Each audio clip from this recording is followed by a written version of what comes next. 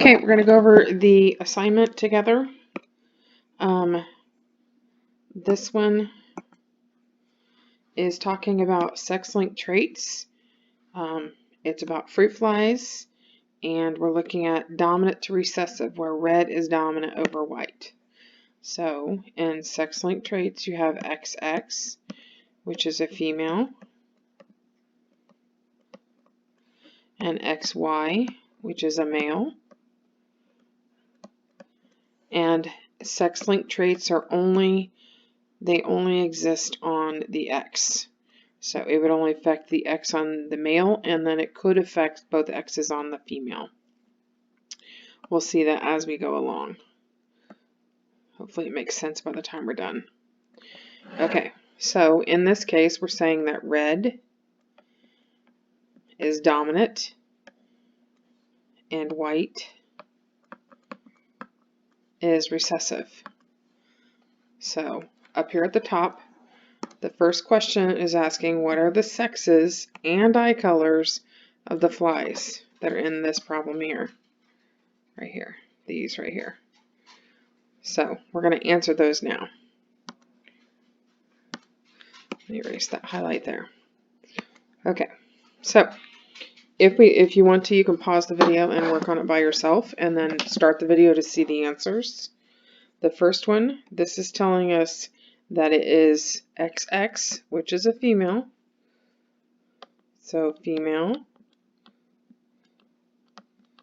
And this here and this here is telling us that it's dominant. Remember, the dominant is dominant over white. So anytime you have a capital, it'll always be the capital letter. So it'd be red. Doing the exact same thing for the rest of them. This one's going to be a boy or a male. And they have red eyes. They don't have any way to have anything else but what the letter that exists there.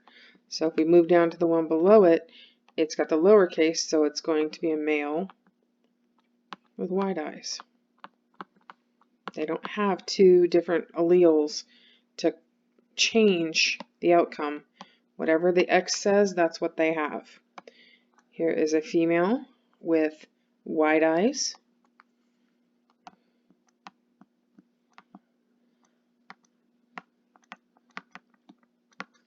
And the last one is a female with red.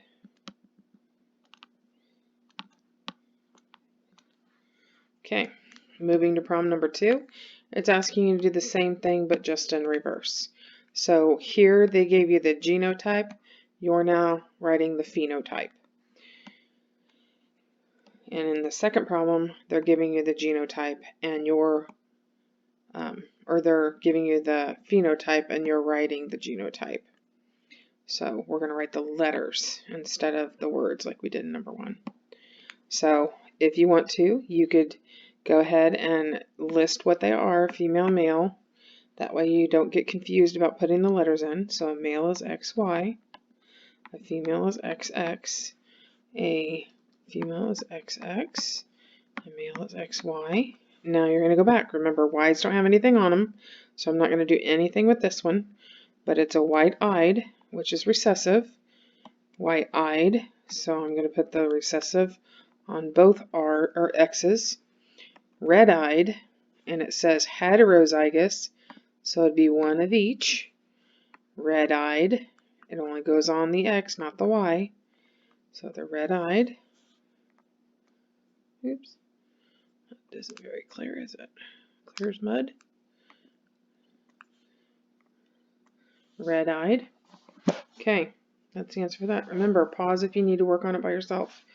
Okay, so now we're here. Problem number 3. This is what the female looks like. Wide-eyed, they're giving you the phenotype and the genotype. This is the phenotype. This is the genotype. Male, that's red-eyed. That's the phenotype. There's the genotype. So now we have what we need to make our Punnett square. So it's female, male, XR, Y, and XR, XR. Now you you just cross like you've done before. Remember, the Y doesn't have anything on it, ever, in these cases.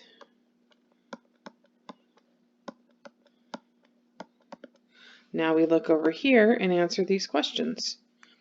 So let's see what our square gave us. I'm going to go ahead and change my color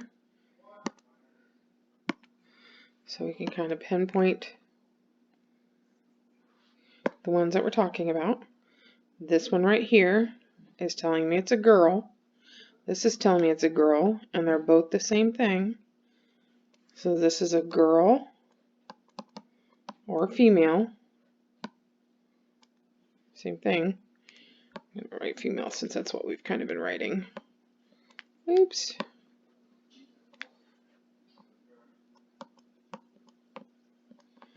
Female. And this is telling us that they're heterozygous. Remember, it's dominant to recessive. So they're going to be red-eyed, right? These two are going to be males because they're XY. And they're going to be white. So over here it asks us, wide-eyed male. You said that there would be 2 of them, so that'd be 50%, or 2 out of 4. Wide-eyed male. Wide-eyed female. We didn't have any. It's a 0. Red-eyed male. None. Red-eyed female. That's the 50% here. Okay, that gives us what we need for that spot. Now let's go down the page to number 4.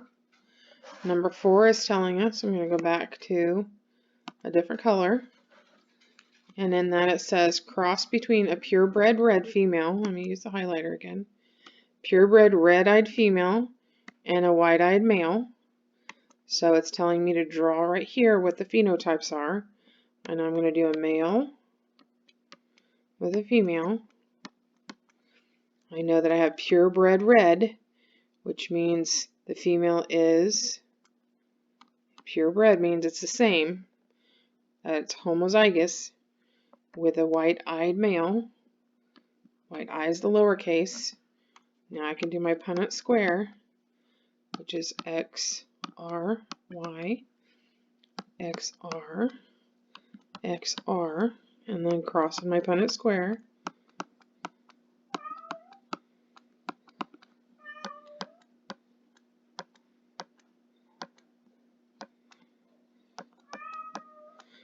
And then now it's asking me to fill in this information here.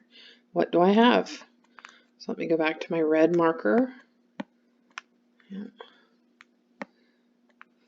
My red marker so we can mark them again. This is telling me that these are females and these are males.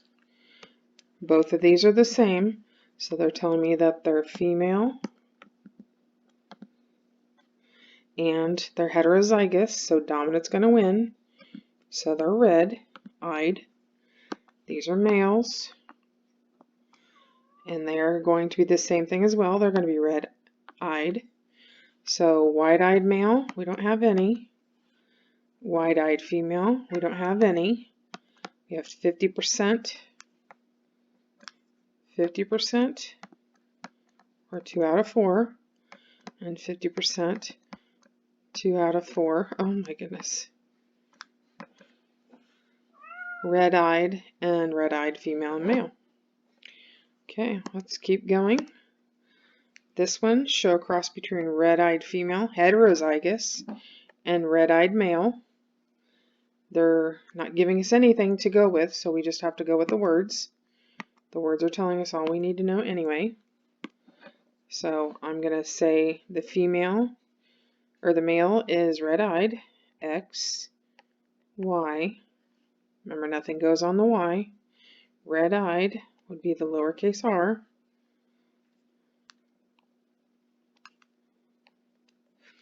And then the female is XX.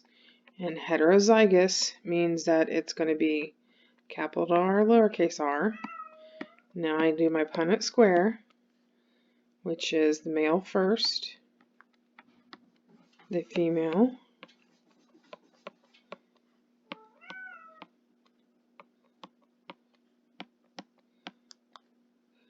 and then to the bottom.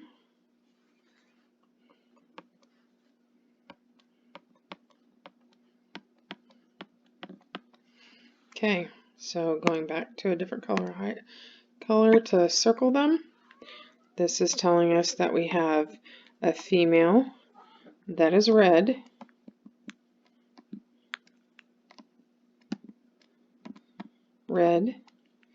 that's 25%. Then we have another female that is white-eyed. This is a male that is red-eyed, and this is a male that is white-eyed. So now you're going to go over here and fill in that information. This is just something you can do if you want to give it a try. So we said, let me go back to my other color. We said that we basically had one of each, right? We had a white-eyed male. Here's our white-eyed male, 25%. Then we had white-eyed female. Here's our female white-eyed, 25%. Here's our red-eyed male, so 25%. And then our female red-eyed. Okay, moving on to the next problem. Now we're going to look at humans, and we're going to look at hemophilia. So hemophilia is a blood disorder connected to sex-linked trait. So here's female that's normal. They have both capital letters. Female who's a carrier, which means they have one allele that's affected. So they don't have it, but they can pass it on to their children.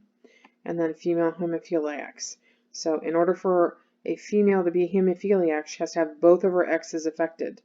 Now this is where you see the effect of only having one X. Males are normal or they have it. So the reason why is because they don't have an X to cover it up. So see here, the female has an extra X to cover up that other X. And this is exactly why males tend to be the ones who have these sex-linked traits. Okay, so our question is, so here's a good point, that males will never be carriers, only females because they have that extra X. Okay, so here it says, show a cross of a man who has hemophilia with a woman who is normal, not a carrier. So based upon that fact, we know that the man is a hemophiliac. He's a hemophiliac. The woman is normal, not a carrier. So that's mom and dad right there. So we're going to go ahead and do our Punnett square. And it wants to know if we're going to have kids or have possibility of having any children who have hemophilia. And you would know because of the results. So let's cross it over. So the females right here are going to be carriers, like here. You see where it has the same exact results as these two squares.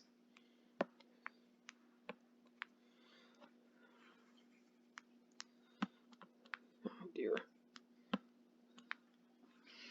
And then the males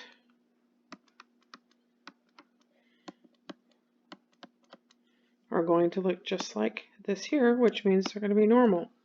So none of them will have it, but 50% of their possibilities could be carriers. And because males can't be carriers, they would be the females. But they didn't ask that question, so our answer is 0.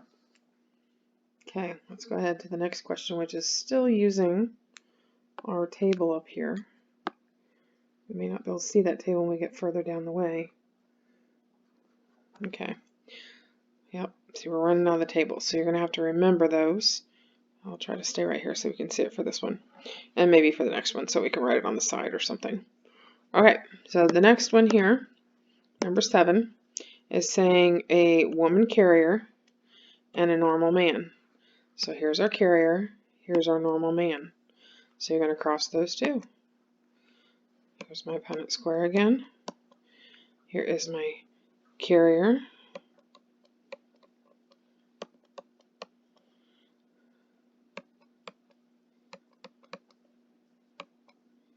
Oops. Remember, nothing's on the Y.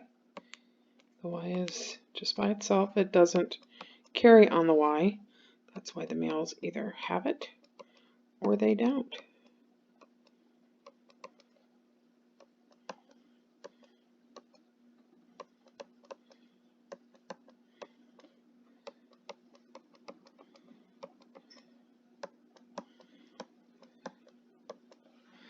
Okay, so let's look and see what we have. Let me change colors so I can talk about it. Here, this one has the 2 H's. You can look up here and see. That'd be a normal female. She doesn't have the trait at all. This is a carrier, female carrier.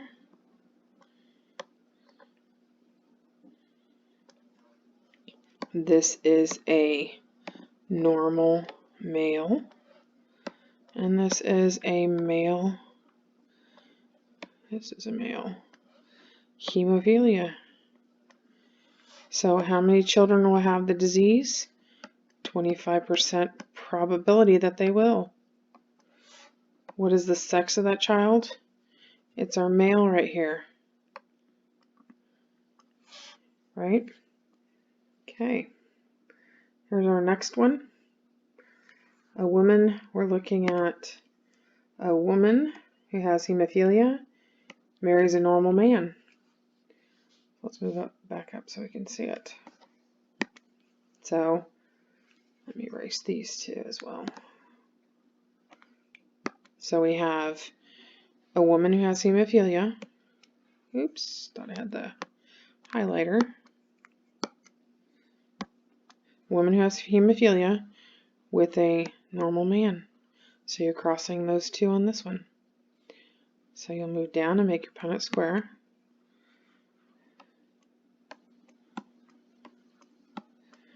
Normal man.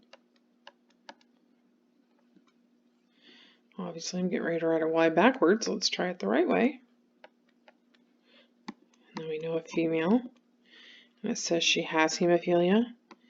The only way for her to have hemophilia is like that.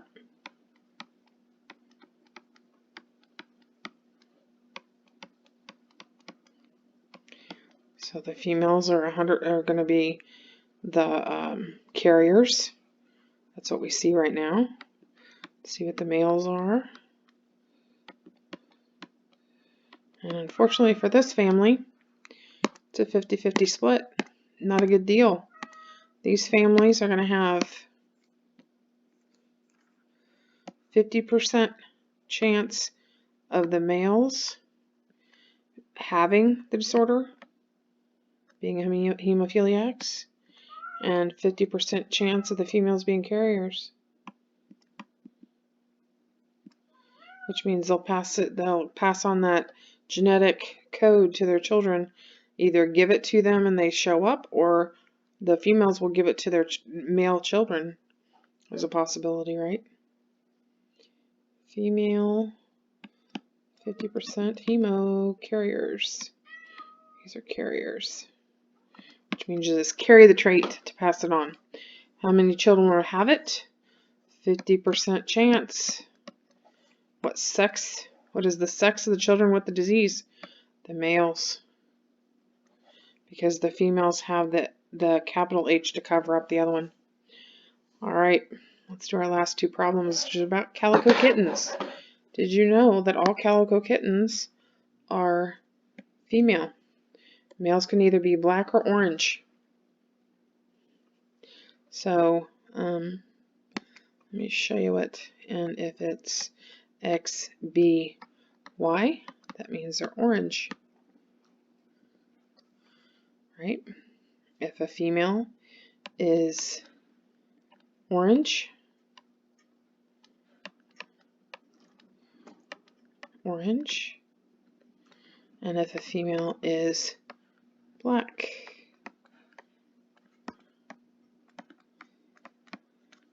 Okay, so those are your choices if that comes up on our Punnett squares. I'm going to erase this so we have room to do our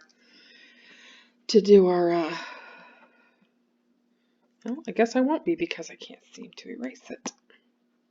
There it goes. Okay. Sorry about my annoying cat in the background.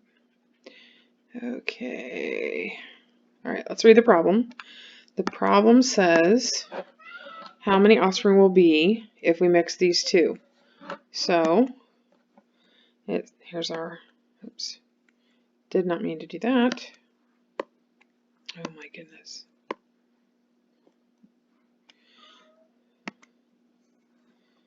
So we're going to do our Punnett square. Male X, B, Y, X, X. Calico is both. And then we just cross like we've been doing. So this female will be black. This female will be,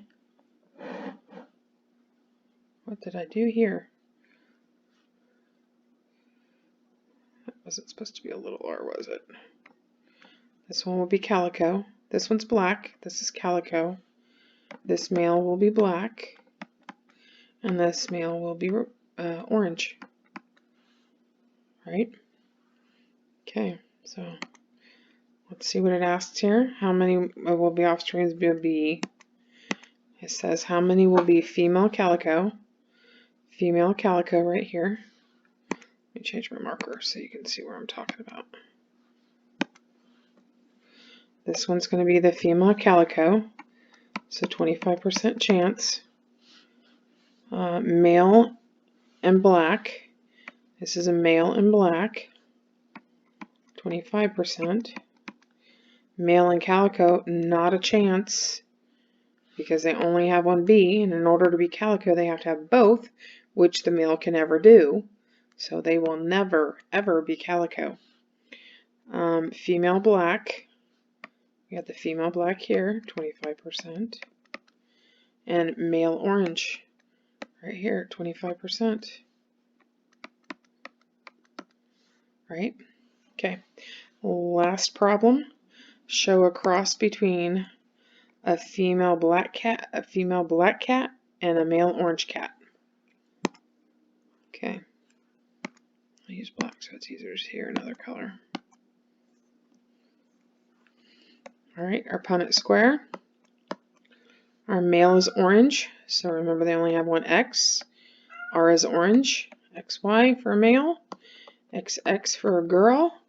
Our girl is black, so in order for her to be black, these both have to be B's.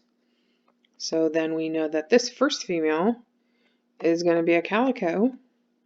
This second option or probability is also going to be a calico, and the male is going to be black and black. So what percentage of kittens will be calico and female? That is 50%, right? Remember, 50-50, girl or boy. That's a coin toss every time you have kids. What color will all the male cats be? They will be black. And that is it. Hopefully this helped you understand sex-linked traits, and we'll keep cruising along. But this was a pretty good example of sex-linked traits and how to work them out. So make sure you review this. Make sure you do this on your own to make sure you understand, and then check the answers. If you're just writing down my answers, then it probably doesn't help you much. But this is a pretty good example assignment to work on that. Have a great day.